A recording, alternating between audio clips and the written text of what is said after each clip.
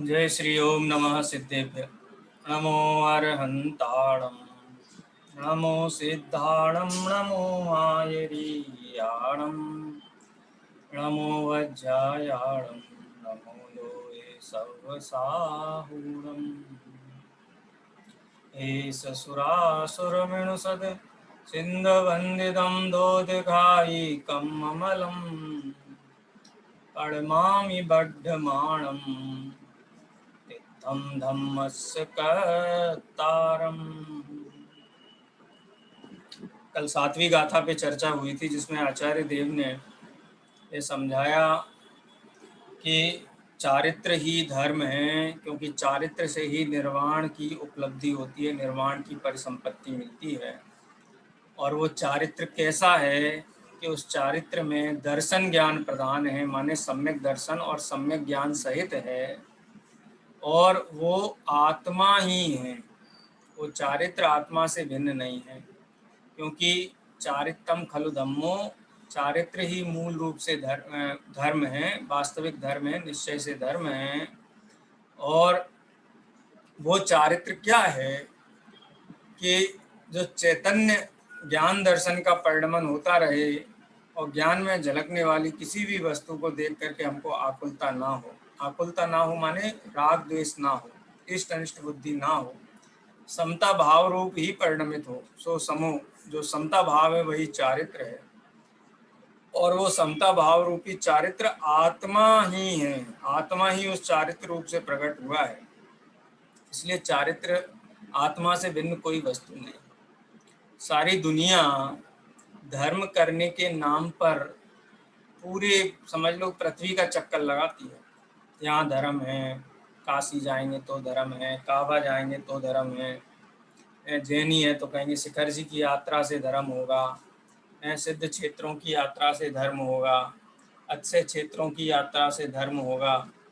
ये धर्म की जो संकल्पना है, मंदिर जाके धर्म होगा, वन में जाके धर्म होगा, पहाड़ के ऊपर बैठने से धर्म होगा, पूरब दिशा की तरफ मुंह करके धर्म होगा, ये उत्तर दिशा की तरफ करके, माने ये जितनी भी ये शारीरिक क्रियाओं में धर्म मान करके, मान लो कि सारा का सारा जो धर्म है वो शरीर ही प्रकट करेगा। और लोक में उक्ति भी है ना, शरीर माध्यम खलु धर्म साधनम, ये शरीर ही धर्म का साधन है।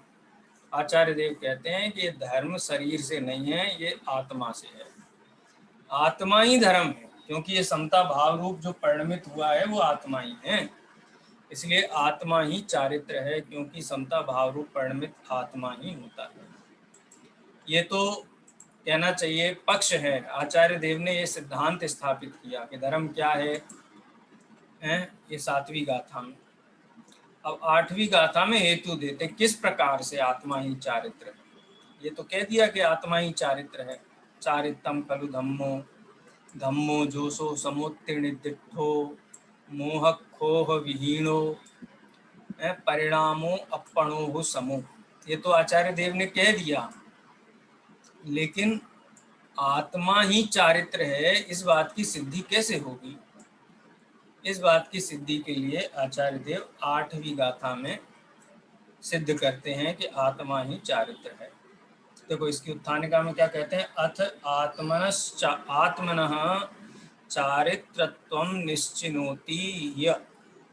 यहाँ पर आत्मनः माने आत्मा का, चारित्रत्वम चारित्रता, आत्मा की चारित्रता, आत्मा का चारित्रत्व निश्चिनोति निश्चय कराते हैं।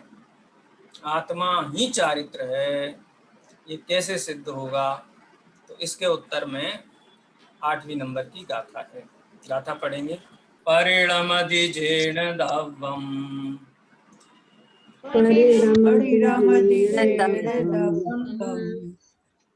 तत्कालं तन्मयं तिपन्नतं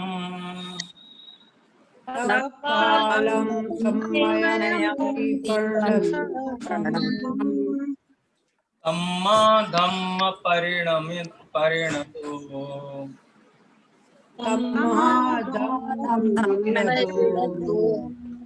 आदा धम्मो मुने यब्बो। धम्मो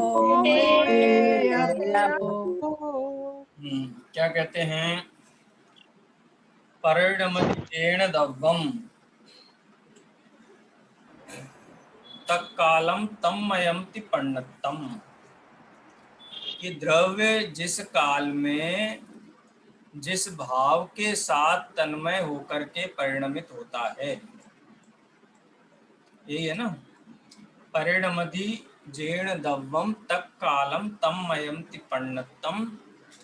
तम्मा, जिस समय द्रव्य परिणमित होता है तो उसी परिणाम उसी पर्याय में तन्मय होकर के परिणमित होता है ना। कह रहे यह परिणमति सा कर्ता है। अब देखो 8वीं गाथा को आप कर्ता कर्म अधिकार से कनेक्ट करिए। वहां आचार्य देव ने क्या कहा था कि किसी भी कार्य के कर्ता होने के लिए व्याप्य व्यापकपना होना चाहिए, तादात्म्य पना होना चाहिए, तादात्म्य संबंध होना चाहिए। वही बात यहाँ कहते हैं कि आत्मा सम्यक चारित्र रूप परिणमित हुआ, तो इसका मतलब ये है कि समता भाव या सम्यक चारित्र और आत्मा तादात्म्य है, एक ही वस्तु है। वो चारित्र की पर्याय तक कौन पहुंचा, सम्यक चारित्र की पर्याय रूप से कौन प्रकट हुआ, तक कालम, उस काल में आत्मा ही प्रकट हुआ ना। इसलिए तन्मयंति पण्णतम, इसलिए वह जिस भावरूप परिणमित होता है उसी भावरूप तन्मय होता है, द्रव्य उसी भावरूप तन्मय होता है। तम्मा धम्म परिणदो आधा, तम्मा माने इसलिए, तस्मात धम्म परिणदो, धर्म रूप से परिणत हुआ आत्मा या सम्यक चारित्र रूप से परिणमित हुआ आत्मा, समता भाव से परिणमित हुआ आत्मा, धम्मो मुणे दब्बो, उस आत्मा को धर्म ही जानना चाहिए। धर्म कौन है? आत्मा ही धर्म है। और धर्म क्या है? चारित्र ही धर्म है। इसलिए चारित्र ही आत्मा है। चारित्र क्या है? समता भाव है।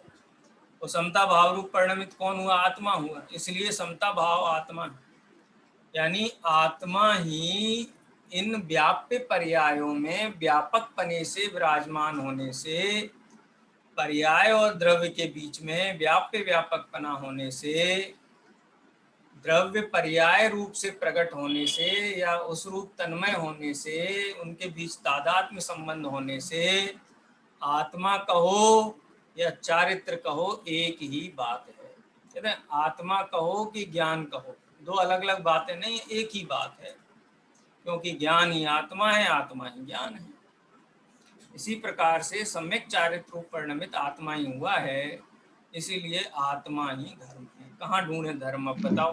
आचार्य देव आपके उपयोग को केंद्रित करना चाहते हैं। आचार्य देव ये कहते हैं तुम अपना उपयोग जो भरमाते हो ना चारों तरफ धर्म के नाम पे, ये आत्मा ही धर्म है। इसलिए अपना उपयोग पूरा आत्मा पर ही केंद्रित करो, उसके अभ्यास में, उसको समझने में, उसकी अनुभूति में। क्यों? क्योंकि आधा धम्मो मुड़े दब्बो, आत्मा को ही धर्म जानना चाहिए। ये सामान्य अर्थ हुआ गाथा का। इसका हिंदी अनुवाद पढ़ते हैं। जिस काल में जो दरब जिस परिणाम से हो परिणमित, वो उसी में वह धर्म परिणत आत्मा। धर्म की कितनी परिभाषाएं हमने पढ़ी हैं। अहिंसा परमो धर्म, वत्तु सहावो धम्मो, चारित्रम खलु धम्मो, दंसण मूलो धम्मो, हैं? कितनी सारी परिभाषाएं हमने पढ़ी हैं। आचार्य देव परिभाषा देते हैं क्या? धर्म परिणत आत्मा ही धर्म है। धर्म परिणत आत्मा यानी सम्यक चारित्र रूप परिणत आत्मा ही धर्म है। इसको और शॉर्ट कर दो तो आत्मा ही धर्म है। आधा धम्मो सूत्र बना दिया। कोई परिभाषा पूछे धर्म क्या है, तो आचार्य कुंद देव 9वीं गाथा में कहते हैं आधा धम्मो, आत्मा ही धर्म है। आधा धम्मो मुड़े दब्बो, मुझे अब्बो माने जानना चाहिए, आत्मा को ही धर्म जानना चाहिए। इसको दो शब्दों में ही शॉर्ट कर दे अगर धर्म की परिभाषा को, आत्मा ही धर्म है, आधा धम्मो। टीका पढ़ते हैं इसकी। गाथा तो सरल है, और चूंकि आपने कर्ता कर्म संबंध की आधारभूत व्याप्य व्यापक और तादात्म्य संबंध पढ़े हुए हैं, इसलिए आपको ये समझने में कठिनाई नहीं हुई होगी, मुझे विश्वास है। हेमलता जी, ख्याल में आई बात?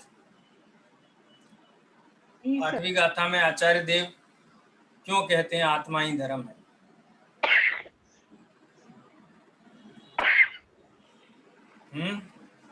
क्योंकि आत्मा जो वस्तु आई है में इष्ट अनिष्ट बुद्धि नहीं रखते हैं, समता भाव ही धर्म है।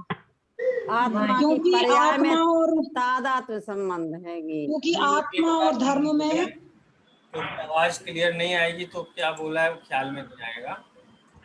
हाँ, चारित्र और आत्मा में तादात्म्य नहीं है, तो तादात्म्य है तादात्म्य संबंध है सर। क्योंकि आत्मा में और धर्म में, चारित्र में, साम्य भाव में, इनमें व्याप्य व्यापक संबंध है, और जिसमें व्याप्य व्यापक संबंध होता है उसी में तादात्म्य संबंध होता है, और जिसमें तादात्म्य होता है वो उसी में होता है।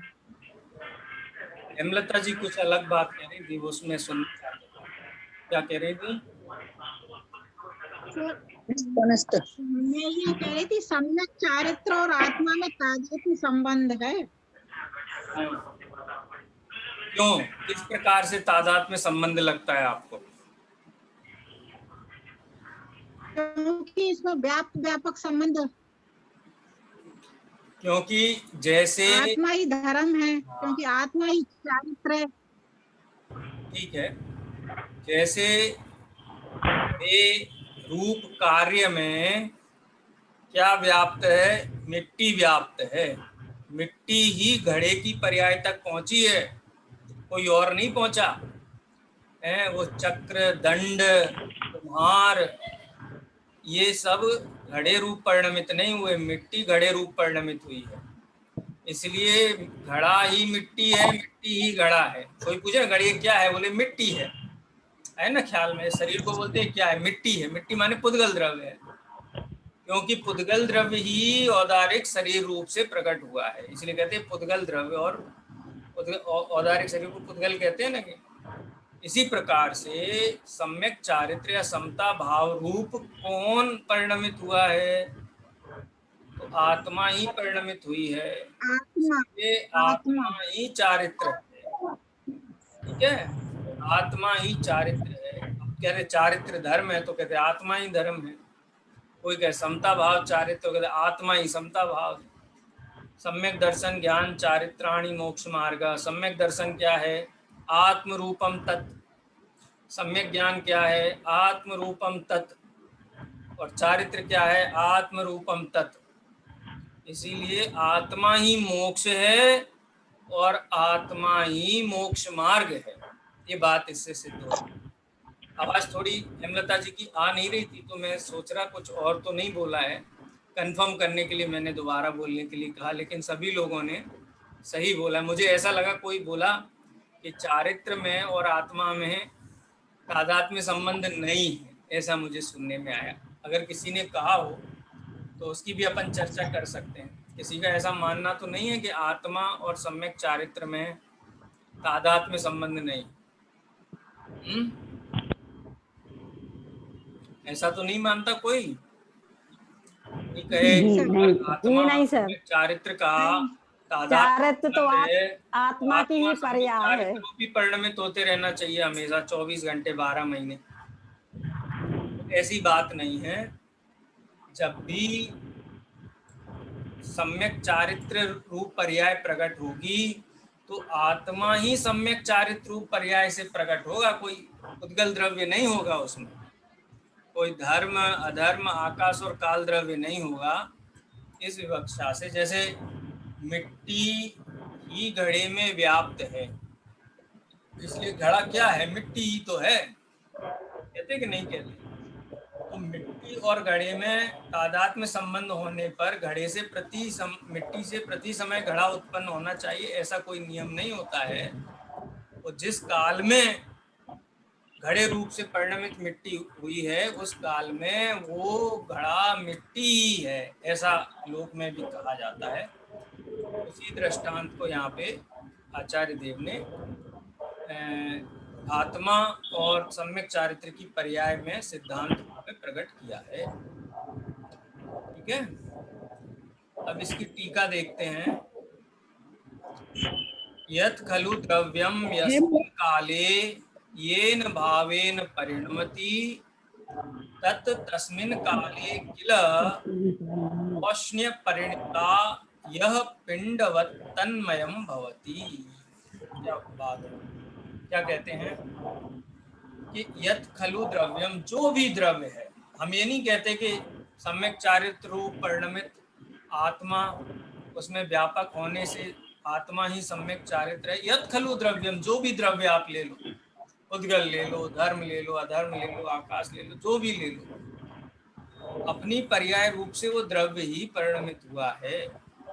यत् खलु द्रव्यम यस्मिन् काले, जिस काल में, येन भावेन, जिस भाव रूप से, परिणमति माने परिणमित होता है, तत् तस्मिन् काले, वह उस काल में, किल माने निश्चय से, औष्ण्य परिणमता यह पिंडवत् तन्मयम् भवति। जैसे अग्नि उष्णता रूप से परिणमित हुई है, तो अग्नि ही उष्णता है, उष्णता ही अग्नि है। उष्णता और अग्नि, इन दोनों में तादात्म्य संबंध है, क्योंकि ऐसा नहीं है कि उष्णता कहीं और से आई है और अग्नि कहीं अलग होती है। ये दोनों, अग्नि ही उष्णता रूप से परिणमित हुई है, इसलिए उष्णता ही अग्नि है। ठीक है, ततो अयम आत्मा, इसलिए यह आत्मा धर्मेण परिणतो, धर्म रूप से परिणमित हुआ है।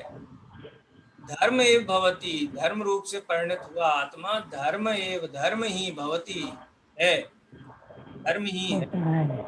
इति सिद्धम आत्मनः चारित्रत्वम, इस प्रकार से आत्मा की चारित्रता सिद्ध हुई। आत्मा ही चारित्र है, इस बात की सिद्धि है।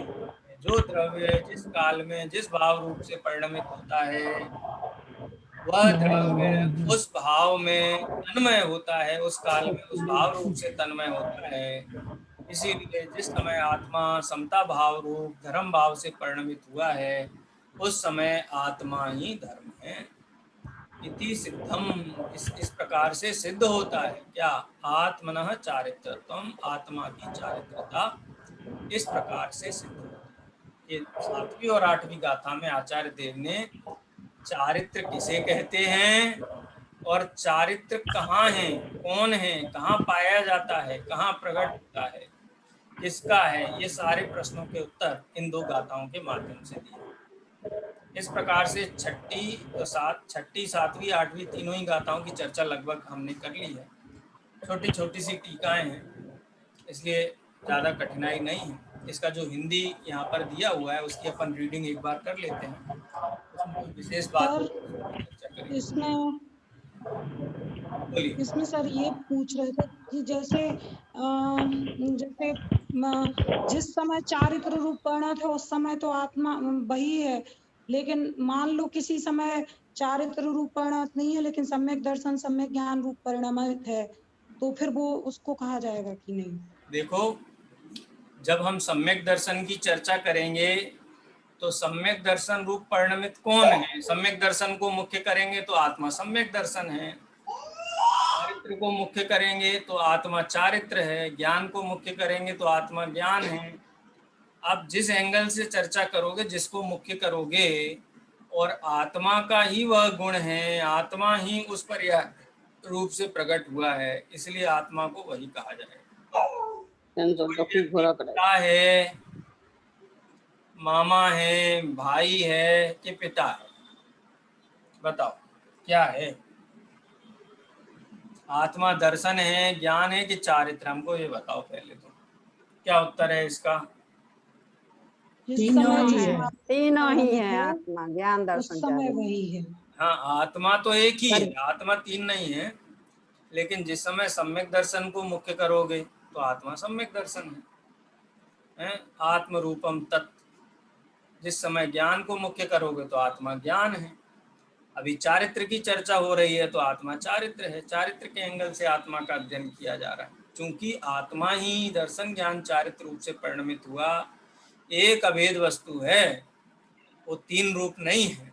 लेकिन यहाँ चारित्र की चर्चा है, वो चारित्र कहाँ से आया, कौन चारित्र रूप से प्रकट हुआ है, चारित्र नाम का कोई द्रव्य है कि पर्याय है, और उस पर्याय रूप से कौन प्रकट हुआ है, ये सारे प्रश्नों के उत्तर यहाँ पर विराम को प्राप्त होते हैं। जिस समय बेटे की बात होगी उस समय कहेंगे पिता है, जिस समय भांजे की बात होगी उस समय कहेंगे मामा हैं, जिस समय भाई की बात होगी उस समय कहेंगे भाई है, जिस समय पिता की बात होगी उस समय पुत्र है। आत्मा क्या है बताओ, दर्शन है, ज्ञान है कि चारित्र? इसमें कोई विरोध है क्या? नहीं है नहीं, विरोध। आत्मा तो आत्मा ही है, जिस रूप परिणमित होगी वो। हाँ, ये परम सत्य बात है, आत्मा तो आत्मा है। सर तीनों एक ही साथ चलते हैं, समस्त गुणों का परिणाम, बस कथन भेद है। जिसको हाँ, अलग-अलग मुख्यता करेंगे, मुख्यता अपेक्षा की भेद है। अर्पिता नर्पित सिद्धे, ये सूत्र पढ़ा है ना आपने? जी, कहाँ आता है? तो 8 सूत्र में हाँ, मुक्तता और गौणता से पदार्थ की सिद्धि होती है। बस आत्मा चारित्र है तो चारित्र वहां पर अर्पित, अर्पित है माने मुख्य है। दर्शन और ज्ञान है वो अनर्पित हैं, गौण हैं। तो जिसकी चर्चा होगी उस एंगल से आत्मा की चर्चा की जाएगी। सर कथन में मुख्य गुण है, हाँ, कथन में मुख्य, आत्मा में मुख्य गुण नहीं है। ऐसी बात है। चलिए, अब कोई पूछे क्यों खीर मीठी है कि नहीं है तो क्या कहेंगे? मीठी है, खीर मीठी है। अब कोई पूछे खीर खुशबूदार है कि नहीं है तो क्या कहेंगे? हैं? अरे जी, बोले नहीं नहीं, खुशबू खुशबू की बात मत करो, खीर तो बस मीठी है और कुछ नहीं है। ऐसा हो सकता है? जो जिस एंगल से मुक्त करेगा तो हाँ, अर्पिता नर्पित सिद्ध है, जिस विवक्षा से बात करेंगे उसी विवक्षा को मुक्त करते हुए द्रव्य का निरूपण किया जाता है। उसमें कोई विरोध नहीं है, कहने का मतलब है इसमें कोई विरोधगत आश्चर्य नहीं है कि भाई ऐसा कैसा है। जैनियों की तो नीति समझ में नहीं आती है, कभी तो कहते हैं अहिंसा धर्म है, कभी कहते हैं चारित्र धर्म है, कभी कहते हैं अहिंसा अपरिग्रह धर्म है, कभी अनेकांत धर्म है। इनका धर्म का ही ठिकाना नहीं। अच्छा, आत्मा क्या है? कभी कहते हैं कि सम्यक दर्शन ही आत्मा है, कभी कहते हैं सम्यक ज्ञान ही आत्मा है, कभी कहते हैं सम्यक चारित्र ही आत्मा है। कोई ठिकाना नहीं है जैन है। उनसे पूछो जो ऐसा कहते, बोले तुम्हारा ठिकाना है? कभी कहते हो कि हम बाप हैं, कभी कहते हो हम मामा हैं, कभी कहते हो हम बेटा हैं, कभी कहते हो हम पड़ोसी हैं, कभी कहते हो हम स्टूडेंट हैं, कभी कहते हो हम टीचर हैं, कभी कहते हो कि हम पुजारी हैं। तुम्हारा ठिकाना है कोई? हैं?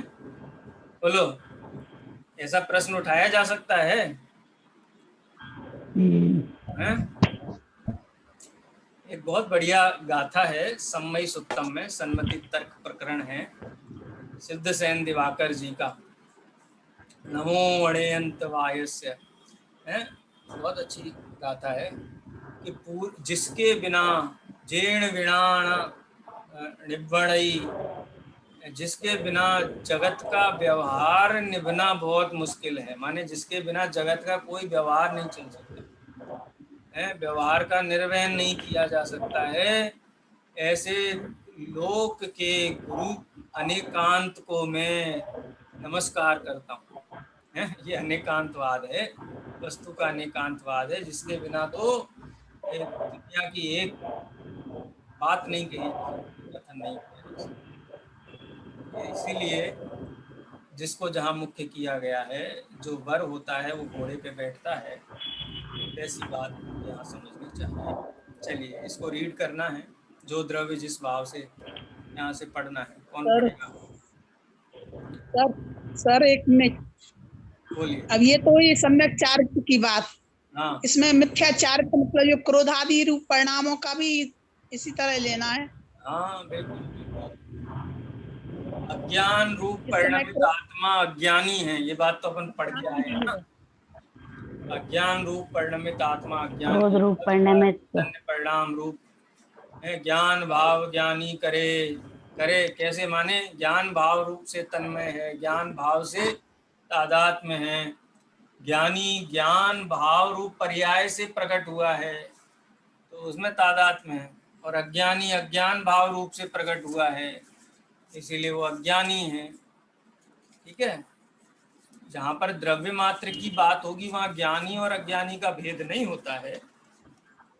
जहाँ पर पर्याय की चर्चा होगी वहाँ पर अज्ञान ज्ञानी अज्ञानी का भेद होता है। तो जो ज्ञान रूप पर्याय ज्ञान प्रदान हुआ है, समय सार में गाथा है ना भैया, हाँ, अज्ञानमय है भाव इससे अज्ञ करता कर्म का, बस ज्ञानमय है इसलिए ना विज्ञ करता कर्म का। बस समय सार की गाथा। ठीक है, चलिए अब रीड करते हैं। कौन पढ़ेगा?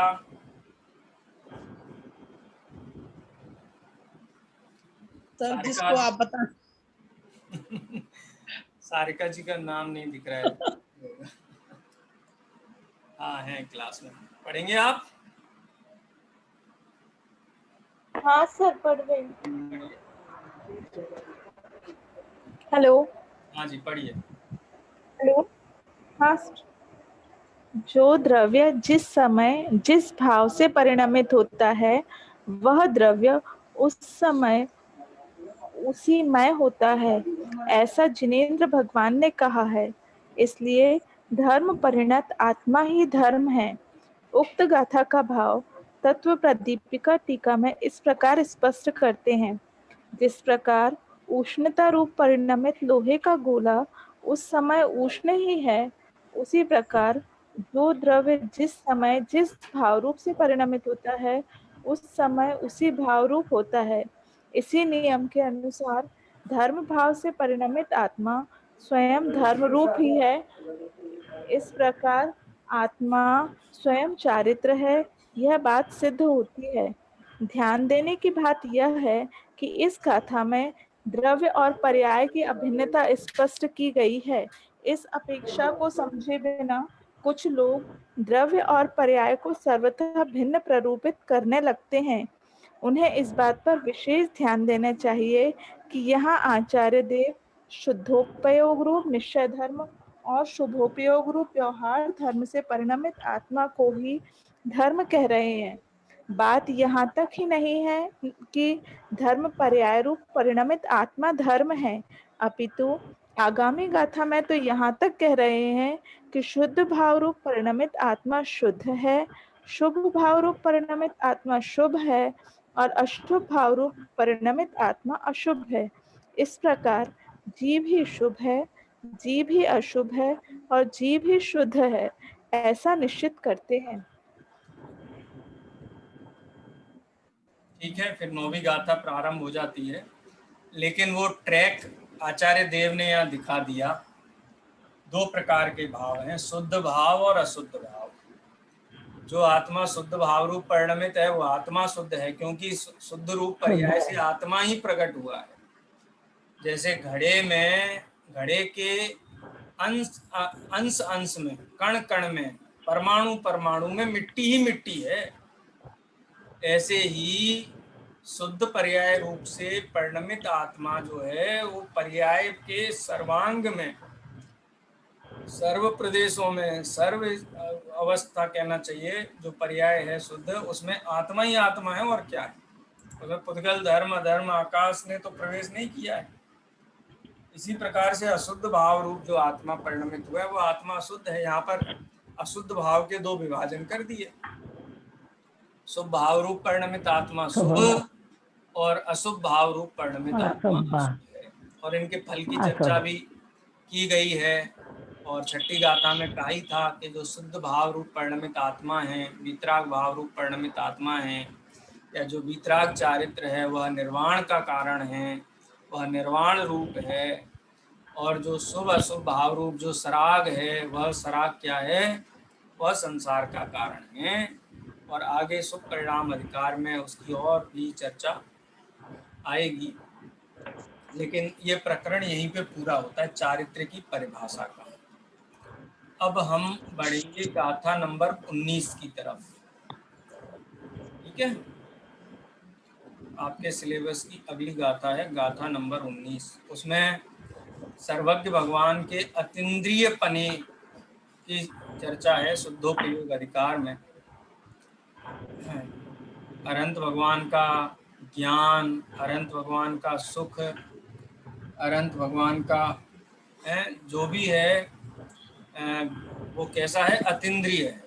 हम तो ये सोचते हैं कि 5 इंद्रियां नहीं होंगी तो सुखी कैसे होगा, मुंह नहीं होगा तो लड्डू कैसे खाएंगे, आंख नहीं होगी तो सुंदर सुंदर दृश्य कैसे देखेंगे, कान नहीं होंगे तो सुंदर सुंदर संगीत कैसे सुनेंगे, हैं? स्पर्श नहीं, इंद्रिय नहीं होगी तो एसी की हवा में आनंद कैसे आएगा, हैं? ये सारी की सारी जो मिथ्या कल्पनाएं हैं उनका निराकरण करते हुए आचार्य देव कहते हैं कि प्रत्येक जो आत्मा अनंत अवस्था रूप से परिणमित हुआ है वो सभी दुखों से पार है और उनका ज्ञान भी अतीन्द्रिय है और उनका सुख भी अतीन्द्रिय है। ठीक है, 2 गाथाएं हैं, इनकी उत्थानिका देख लेते हैं सबसे पहले। अथ अस्य आत्मनः, अब इस आत्मा का शुद्ध उपयोग अनुभावात् स्वयंभुवो भूतस्य कथम इति इंद्रियै विना ज्ञान आनंदौ इति संदेहम उदस्यति। जगत के जीवों को संदेह उत्पन्न हो गया। क्या संदेह उत्पन्न हो गया? कि अनंत भगवान हैं, सिद्ध भगवान हैं, वो तो 5 इंद्रियों का प्रयोग ही नहीं करते हैं, इंद्रियों से जानते भी नहीं हैं, इंद्रियों के भोग भी नहीं भोगते हैं, तो उनको ज्ञान और आनंद कैसे होता है? प्रश्न श्वेतांबर में कल्पित करते हैं ना, कवलाहार होता है रंता। अरे भाई, जो पूर्ण सुखी हैं, 18 दोषों से रहित हैं, उनको कवलाहार कैसे संभव है? लेकिन जगत के जीव हैं, प्रश्न उठाते हैं। अथ अस्य आत्मनः शुद्धोपयोग, अब इस आत्मा का शुद्धोपयोग अनुभावात, जो शुद्धोपयोग से के अनुभाव से यानी शुद्धोपयोग रूप परिणमित आत्मा को जो अंतर मुहूर्तक छपक श्रेणी मान लेने से क्या हो गया? आत्मा स्वयंभुव हो गया, माने सब स्वयं से होता है, केवल ज्ञान, असहाय, उसमें 5 इंद्रिय और मन का कोई निमित्त नहीं है।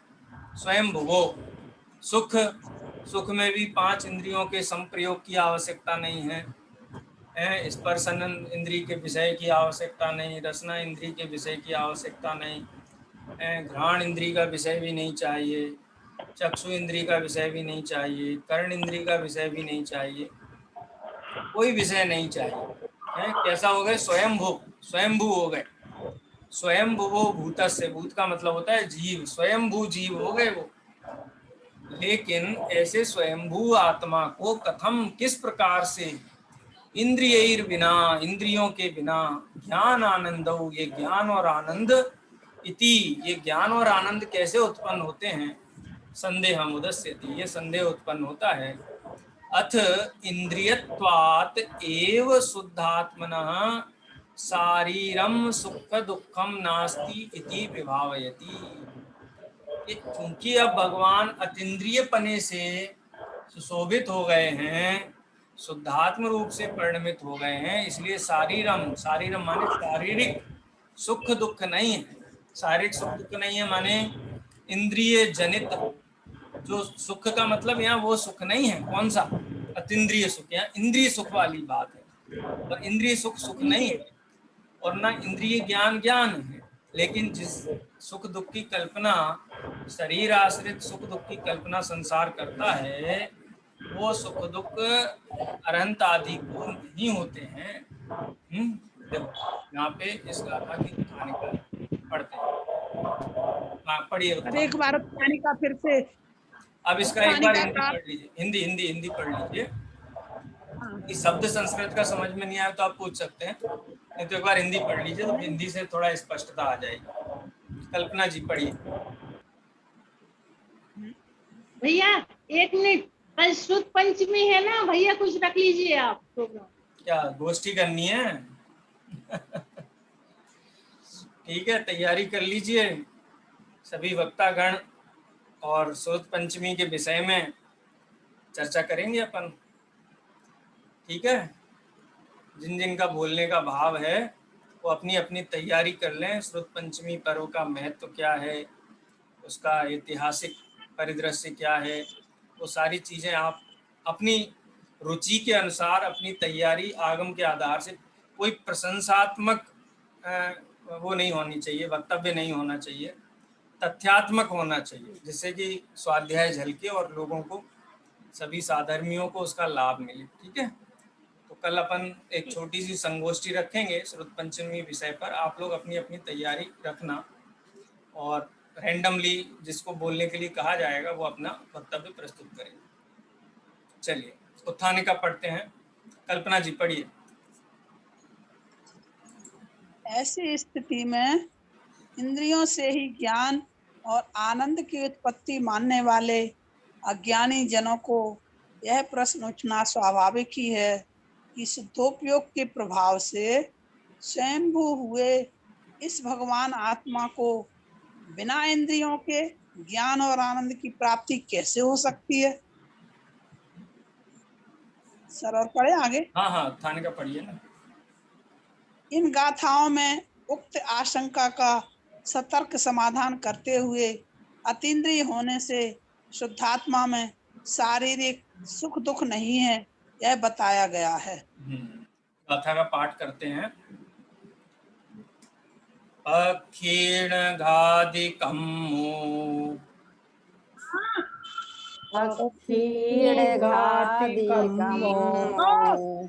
अनंत वर वीर्यो अहिय तेजो अनंत वर वीर्यो तेजो जादो अदिंदियो सो जादो अदिंदियो सो प्राणम सौखम च परेणमदि प्राणं सौखं च परेणमदि सौखम वा पुण्यदुःखम सौखं वा पुण्यदुःखम केवलानि सणथ्य देहगदम्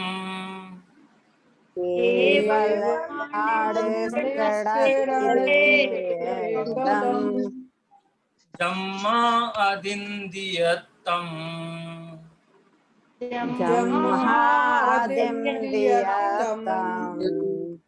जादं तं मादुतं मृणेयम्